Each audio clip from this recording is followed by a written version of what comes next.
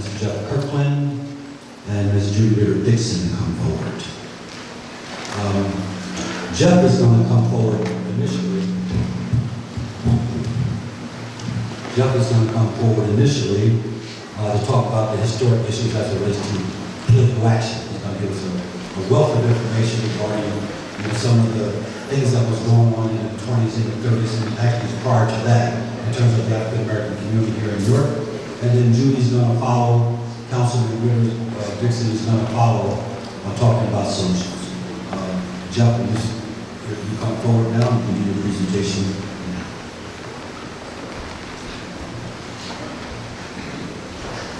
I told Paul I thought it was going to go last, that way I can squeeze out a few extra minutes. Like that, but maybe not. Thank you all for coming out. I really appreciate it. Over the past year or so, I've been feeling a little down and out, man. I thank my brother, for keep kicking me in the butt. We've been in the struggle for a lot of years, 50 years or more, trying to change the social situation here in New York. And sometimes you get frustrated. Sometimes you get disenchanted, people not understanding. I remember my brother 20 years ago, he bought his team and he was running the Small Business Administration. And he bought a team in, he ran 5 states. He bought his people in to talk with the churches about a unified banking strategy. Just putting maybe 1%, 2% of your money is in every Sunday into the bank. And people just wasn't hearing. One minister even said, we're in the business of saving souls. We're not in the business of saving dollars and money. But one thing about going last also, you get a chance to clean up a little bit of a couple of things. I just want to go over just a few things. One of them, people made many references to the school to prison pipeline. And recently, they published a list in the newspaper of all the salaries of people in the county. I did an analysis of that list that they had, and I saw out of the top 140 people making money in the county, over $100,000, all of them was over $100,000. That top 140, 90 of them were employed with the court system or the prison system. That's just the top 140, so if you go down through the list, that same percentage is probably going to hold true. What that tells me is, somebody else said it in here, that in certain communities, people's jobs depend on that. So if you're eradicating crime, our kids are a commodity. We're a commodity to them, because when you see all these vehicles coming into town from on the outskirts to work at that York County courthouse, their livelihoods depend on our troubles. All right, so understand that we're going to have to clean this up, and we're going to have to eradicate this crime. Kerry said something also about who's paying for this effort. Just takes me back to the time when we did a 1980 York charrette. Now they did a charrette in 1970. The government pulled a problem-solving group together, to address the riots that were happening, and hoping that riots would happen again. But again, at that time, that was a controlled show. They put people in control that was going to guide the conversation the way the powers that be wanted that to go. Okay, I went through, they did a few things. I think the York Health Corporation, a few things had impact in the community. And like usual, things went back to normal. We came up with 1980, there was tension in the community again. We decided we wanted to do a 1980 York charrette. But this time we took the initiative. Brother Kerry and them, a couple other guys, we got together and took the leadership. And from that point, the first charrette, the government and the powers that be gave up $45,000 for them to run that effort. When we took over in 1980, they didn't want to give us any dollars. Matter of fact, they said, look, if you hold off and do this in the winter, we'll consider giving you the dollars. They didn't want us to do it in the summer because this is how simple they thought it was. They thought we were going to incite people to riot because it was hot out and all like that. So it was, incredible the way the conversation and the progress is controlled here.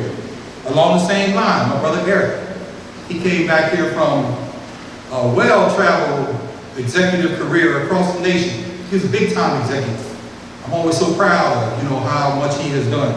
He came back here to volunteer and served on the York County Planning Commission. Somebody made reference to planning, I think it was Mike.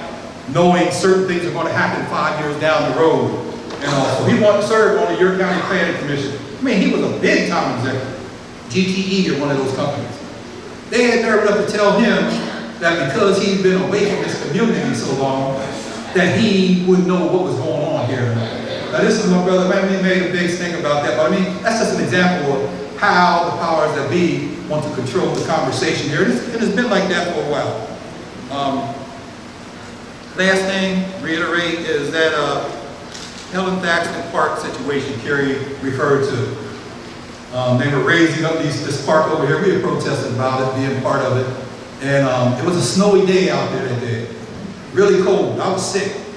Actually, I was off work, but I came out still to march and parade, this old time sign, you know, in front of this work site.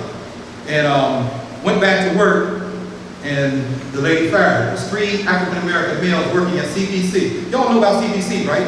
Yeah. Community Property Agency set up to help us get involved in these problems. Community Action Agency.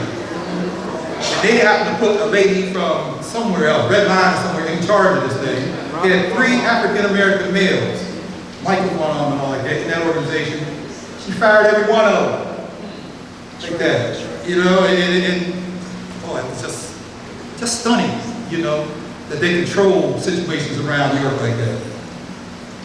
Kerry said about sustainability. This is not the first time there was an effort of blacks in our community to come together to try to address the issues that face our community. In actuality, like Malcolm and all the other brothers say, we are really the only ones who can provide those solutions.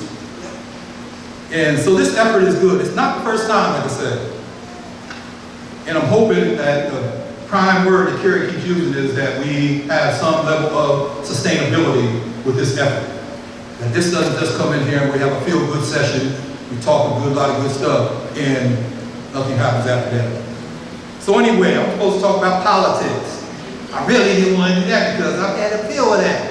Politics, right, is just the way they control, but politics means a lot of other things. Everything is politics. The Greek philosopher Aristotle, who for 20 years learned his craft at the great African mystery schools of the time, he concluded that man by nature is a political animal. Politics is the process and practice in which a person or a group of persons in power make decisions that affect everybody else. Politics have to do with the relationship between individuals and systems. Whether it's a prison system, whether it's an education system, the economic system, it's governed by that politics.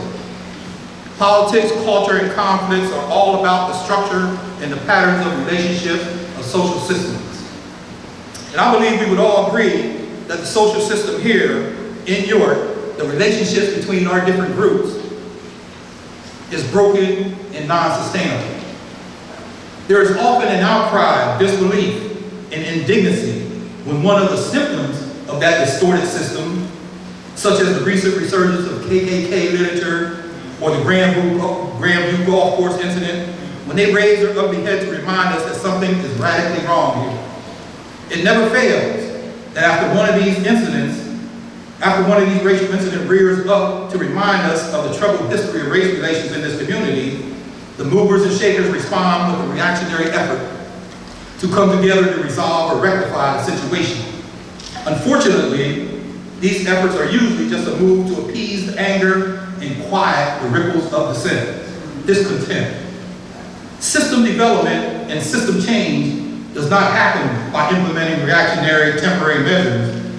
As social scientist David Russ said back in 1995, when he was brought to this town to assess the prospects for social change here in New York, he said it will take deliberative action and well thought out strategies to rectify a situation that was years in the making. So I'm going to go over a few of the past political actions and past things that happened in this community to help us understand how these relationships got to this point. Some of you who heard my Black History talk know about this first one, and that was called the Conspiracy of the Negroes, 1803. That was a period where black folks in this community got fed up with not being heard and being mistreated. And they conspired with each other to burn this town down. Is that already? I'm getting signs? Oh, let me speak see through this. They sent the lady to prison down in Philadelphia for 4 years for that. They said she tried to poison the people she worked for. So the Negroes got together and they started burning for 4 weeks. They burned. Nobody could catch them. The governor sent in the troops. They had bounties out and all. And then finally found somebody slipped up and they called in somebody and stopped those burnings. What that did though, it heightened the mistrust amongst blacks and whites in this community. White people did not trust black people getting together. And that's why you see when they see them together, they always think something's going on, something's getting ready to happen. They don't want that to happen. It's more to that story, but I can't speak all that, but this is crazy. The American Colonialization Society. That was in 1890, after a fiery speech by a minister from Washington came here. They set up an auxiliary colonialization society here in York that had the goal of collecting funds to send us blacks back to Africa, to the nation of Liberia. Unfortunately, there was much opposition to this effort, including local newspapers, and one of the local ministers really spoke out against it, a guy named John Joyce. In the mid-1800s, men like John Joyce, John Reeves, John Nobles, these were high-level active people, unapologetically black. One of them, John Noble, he set the tone and the pace for progress. These guys fought for black progress. Back then, the issue was right in front of them. If they didn't have desegregation, they had to do for self. So John Noble, he had fought courageously in the Civil War as a member of the 23rd Connecticut Regiment. He was a barber for 31 years in the basement of the Lafayette building. Those of you who don't know downtown, that's where Greg Ghetto has his law office right across from the courthouse now. For 31 years. He was a charter member of Faith Presbyterian Church. Faith Presbyterian, for those of you who don't know, is one of the most powerful, unknown churches that have existed here in York. They just brought so much change and progress to York. His name was submitted as one of the applicants to fill the position of U.S. Minister, Ambassador to Liberia. He was a commander of the 1st Colored American Legion Post, the David E. Small Post, 369. He was also a founding member of the Lebanon Cemetery Association, York's burial ground for blacks. He helped organize School Number 15, the first colored school, which operated out of Zion Church, and his graduates included Miss Ella Robinson, who went on to become the first black graduate of York High. There was another guy, Bob Merriman Cooper. He was also a barber. There were so many barbers around town. They had barbers all over the place, even William Goodrich and those guys. There was a funny story of one of the barbers, a guy named Butler, had a barbershop on George Street, but even though he was a black man, he did not serve black people. You couldn't get a black man, he only served white people in there. But Bob Merriman Cooper, he ran one of the finest barbershops in Pennsylvania, 224 West Market Street, right down from the Market Street Bridge back there. Him and his son had a barbershop there for 40 years. Many of these people are buried out at Lebanon Cemetery. You go out there and you look at those gravestones, the ones that are real large, I mean, because you know how much gravestones cost. I mean, even back in Italy, how bad they cost a lot. These guys' names are on them, the Cupits, you know, and the Reeds, Helen Thaxton and mothers and fathers in there. But Cupid became well known throughout Pennsylvania and America and developed a reputation for working for the freedom of blacks. In 1884, he hosted a meeting for the colored voters of York at the AME Zion Church, where the great teacher and abolitionist Frances Harper gave a lecture on temperance. Miss Harper, who at one time lived and taught school in York, had gone on to national fame as an abolitionist, an author, and a poet, working with Frederick Douglass on his abolition newspaper, the North Star. These men and women and others like them had a laser focus on uniting and uplifting the black community. I have a list of 20 or 30 names that they had a thriving business community in those days. William Goodrich wasn't the only one. You had John and Joyce, Robert Diggs, who had a splendid quarters, a restaurant on 201 Beaver Street. Sam Edward Fawcett, he had a proprietor, he had a cigar store and pool room at 122 South George.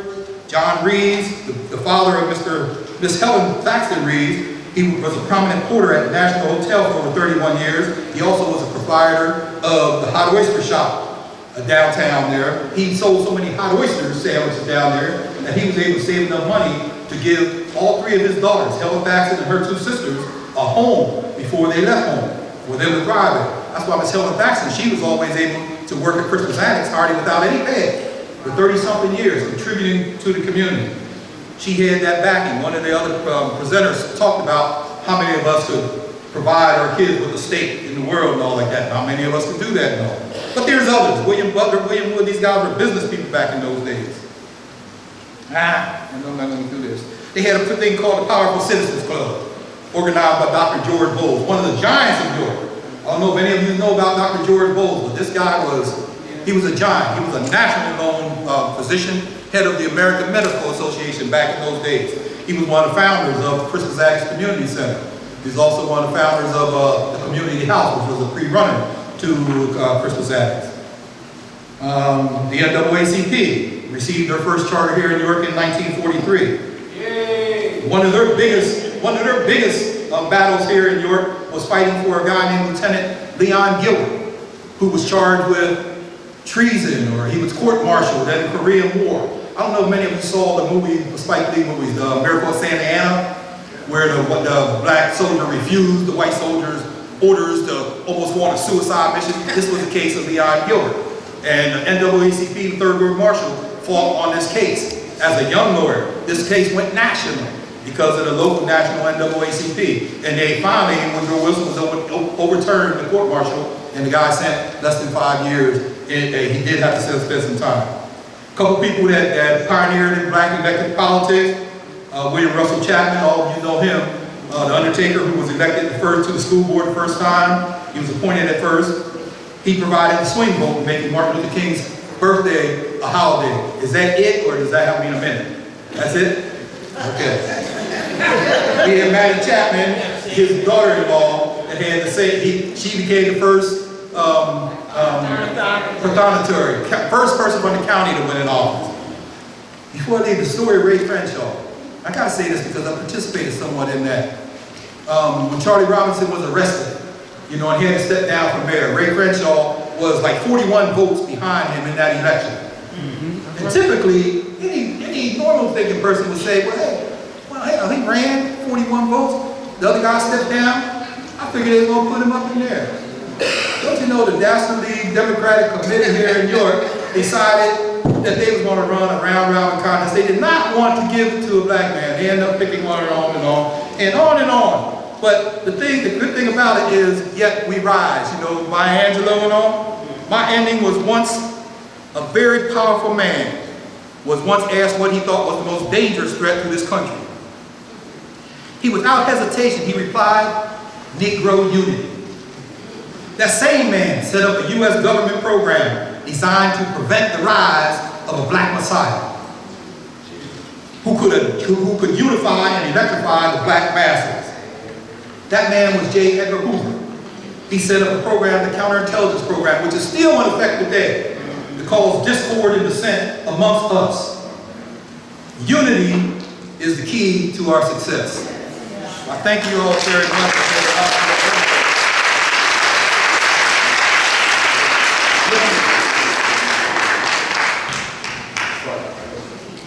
Do you need another 3 minutes? Oh, I could.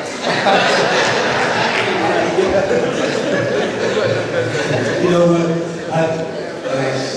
We have a debate about this, whether or not you can contain yourself or not. And I want you to know,